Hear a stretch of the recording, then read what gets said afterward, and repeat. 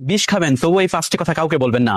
Number 1, স্বামী স্ত্রীর গোপন কথা। যদি একবার বলেন তাহলে আপনাদের সংসারের ভিতর ভাঙন ধরবে, আপনার অশান্তির ভিতরে থাকবেন। নাম্বার 2, আপনার খারাপ কাজের কথা। আপনি যদি কখনো কোনো খারাপ কাজ করে থাকেন সেটা মানুষের সঙ্গে শেয়ার করবেন না।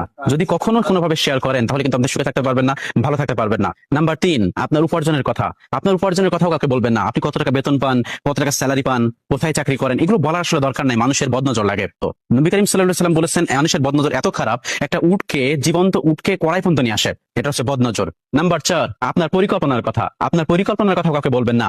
আপনি 5 বছর পর কোথায় থাকতে চান, আপনি 2 বছর পর কি করতে চান, আপনি পরবর্তীতে একটা বিজনেস করতে চান, আপনার পরিকল্পনার কথা কাউকে বলবেন না। কারণ মানুষ এটা নিয়ে উপহাস করতে পারে, আপনার এই স্বপ্নটা ভেঙে যেতে পারে। এবং নাম্বার 5, আপনি যদি জ্ঞানী হন সেটা কাউকে বলে বেড়াবেন না। আপনি জ্ঞানী ঠিক আছে, আপনার ভিতরে জ্ঞান রাখুন। কোনো মানুষ যদি কোনো কথা বলতে চায় তখন বলুন, কিন্তু আপনার এই জ্ঞানটা মানুষের সামনে বলে বেড়াবেন না, তাহলে মানুষ আপনাকে উপহাস করবে, খারাপ কথা বলবে। জীবনে যদি সুখ পেতে চান, সুখী হতে চান, এই 5টি কথা সবসময় মনে রাখবেন। বিষ খাবেন তবুও মানুষের কাছে এই 5টি কথা শেয়ার করবেন না।